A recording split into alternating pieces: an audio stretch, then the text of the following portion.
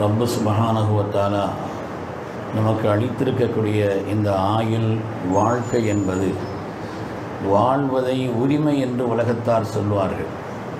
இஸ்லாத்தை பொறுத்தவரையிலே வாழ்க்கை என்பது நம்முடைய உரிமை அல்ல, அது கடமை. வித்தியாசம் என்னன்னு சொன்னால், உரிமை என்றால் அவருடைய வாழ்வை நினைத்த நேரத்தில் முடித்து கொள்வதற்கோ அவருடைய வாழ்க்கையில் சில விதமான குறுக்கீடுகளை செய்து கொள்வதற்கோ உரிமை இருக்கிறது. ஆனால் கடமை என்று சொன்னால் வாழ்ந்துதான் தீர வேண்டும். அவர் கண்டிப்பாக இந்த உலகத்தினுடைய நிலைகளை எல்லாம் சமாளித்து வாழ்ந்துதான் தீர வேண்டும். வாழ்க்கை என்பதே நம்பிக்கையும் நன்முயற்சியும் என்று சொல்வார்.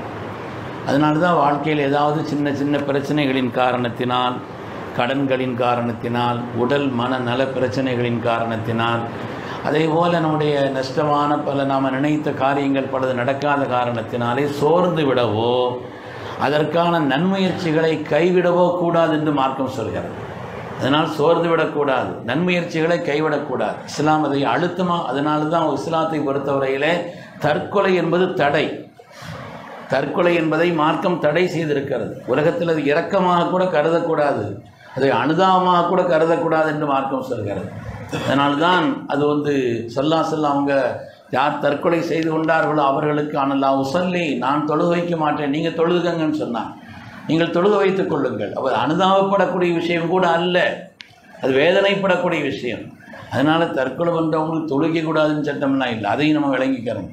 ஸல்லல்லாஹு அலைஹி வஸல்லம் நீங்கள் தொழுதுங்கன்னு சொன்னாங்க. தாங்க அனுதாபம் தெரிவிக்கவில்லை, அது இந்த உம்மத்தில் அனுதாபமாயிடக்கூடாது என்பதற்காக வேண்டித்தான் அப்படி செய்தார்களே தவிர நீங்கள் தொழுதுங்கன்னு சொன்னாங்க. சஹாபாக்கள் தொழுதார்கள். அதனாலே அது நிரந்தரமான நரகம் அதுபோல் உள்ளதெல்லாம் சொல்லக்கூடாது. ஹதீஸில் ஒரு செய்தி வருகிறது. அதில் செய்தினா துஃபைல் ரலியல்லாஹு அன்ஹு அவர்கள் முதல்ல ஸல்லல்லாஹு அலைஹி வஸல்லம் மதீனாவுக்கு ஹிஜ்ரத்துக்கு அழைத்தவர்கள், முதல்ல ஹிஜ்ரத்துக்கு கூப்பிட்டவங்க தாயிஃபுக்கு அவங்க தான். ரசூலுல்லாஹ் போகலை, நீங்கள் முதல்ல இங்கே வாங்கன்னு ஹிஜ்ரத்திற்கு அழைத்தவர்கள். மக்கா விட்டு வாங்க நாயகமே, எவ்வளோ சிரமப்படுறீங்களே அப்படின்னு அவங்கள கூப்பிட்டவர்கள் அதில் துஃபைல் தான். நாங்கள் தான் ரசூலுல்லாஹ் மறுத்துட்டாங்க. அல்லாஹ் தஆலா பின்னால் ஏற்பாடு செய்திருப்பான்னு சொல்லி பின்னால் அவங்க மதீனாவுக்கு போனாங்கன்னு பார்க்குறோம். அதனால் அதில் துஃபைல் ரலியல்லாஹு அன்ஹு செய்துட்டாங்க. அண்ணா அங்கேருந்து மதீனாவுக்கு வந்துட்டாங்க. ரசூலுல்லாஹ் வரல, நாம் மதீனாவுக்கு போயிடணும்னு அவங்க வந்துட்டாங்க. அவங்க வர்றதோடு சேர்ந்து அவங்களுடைய நண்பர் ஒரு ஆளும் சேர்ந்து ஹிஜ்ரத் செய்து வந்துட்டாங்க. வந்தால் மதீனாவில் இருக்கக்கூடிய அந்த காலகட்டத்திலே கடுமையான குளிர், அவரால் தாங்க முடியாத கடுமையான குளிரின் காரணத்தினாலே அவர் என்ன செய்துட்டார்னா, ஏதோ தனக்கு ஒரு நஷ்டத்தை விளைவித்து கொண்டார். தன்னுடைய கையை வெட்டிட்டார். கையை வெட்டி அதுவே அவருடைய கொலைக்கு காரணமாகிவிட்டது. அதில் இறந்துட்டார்.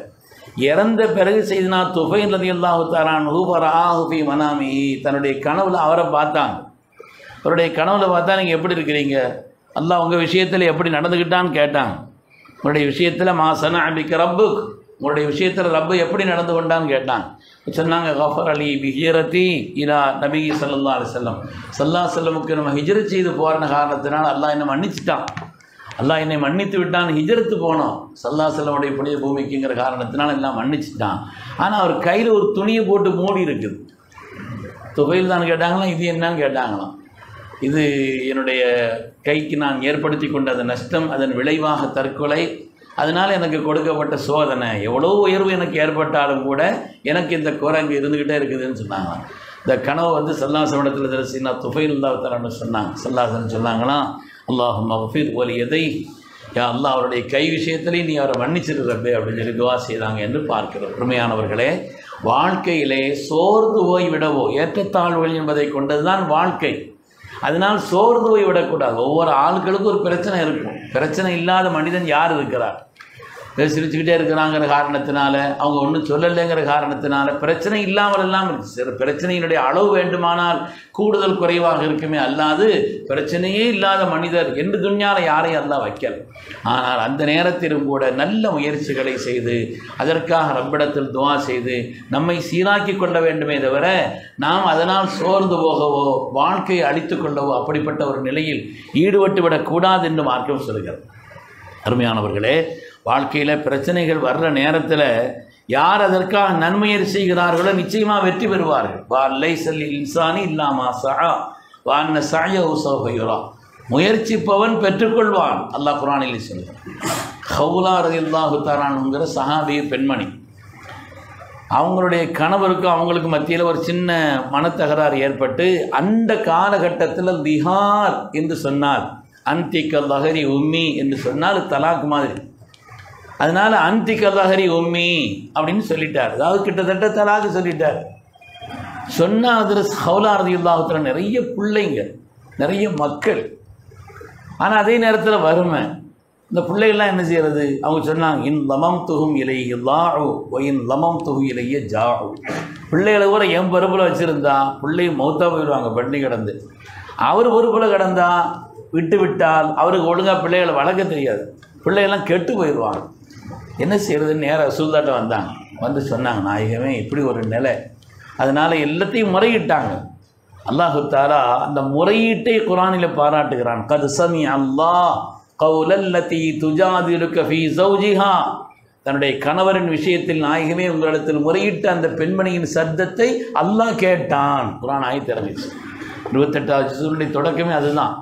உங்களிடத்தில் தன்னுடைய கணவர் விஷயத்தில் முறையிட்ட அந்த பெண்மணியின் விஷயத்தில் அல்லாஹ் அதை கேட்டான் என்று அல்லாஹு தஆலா சொன்னான்.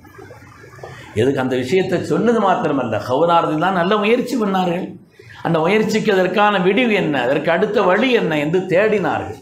சொல்லாங்க, நாங்கள் லிஹார் விஷயத்தில் இன்னொரு முடிவுங்கிறது வேறு முடிவு எதுவும் வரலை, அது கிட்டத்தட்ட தலாக்கு மாறுதான் அப்படின்னு சொல்லி அல்லாஹ்வுடைய முடிவு எதிர்பார்க்குறேன்ட்டாங்க. அந்த பெண்மணியினுடைய முயற்சியின் காரணத்தினால் அல்லாஹ் உலகத்திற்கே சட்டத்தை மாற்றிட்டான். வல்லதீன யுலாஹிரூன மின்கும் மின் நிசாயிஹிம். யார் இந்த உலகத்தில் லிஹார் செய்கிறார்களோ அவங்க விஷயத்தில் சில விதமான பரிகாரங்களை கொடுத்தால் அந்த லிஹாருடைய சட்டம் முடிஞ்சு போயிடுது.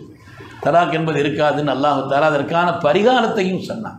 உலகத்தில் வாழ்க்கையில் எந்த பிரச்சனைகள் ஆனாலும் அதற்காக வேண்டி ஒரு மனிதன் நல்ல முயற்சிகளை செய்தால், நன்முயற்சிகளை செய்தால், சோர்ந்து விடாமல் இருந்தால் அல்லாஹ் தஆலா அதற்கான நல்வழி அவருக்கு காட்டுவான் என்பதை மார்க்கம் நமக்கு சொல்லி காண்பிக்கிறது. அதனால் முயற்சி திருவினையாக்கும்னு சொல்லுவாங்க. முயற்சி செய்துக்கிட்டே இருக்க வேண்டியது நல்ல காரியத்தில். அல்லாஹ் தஆலா நிச்சயம்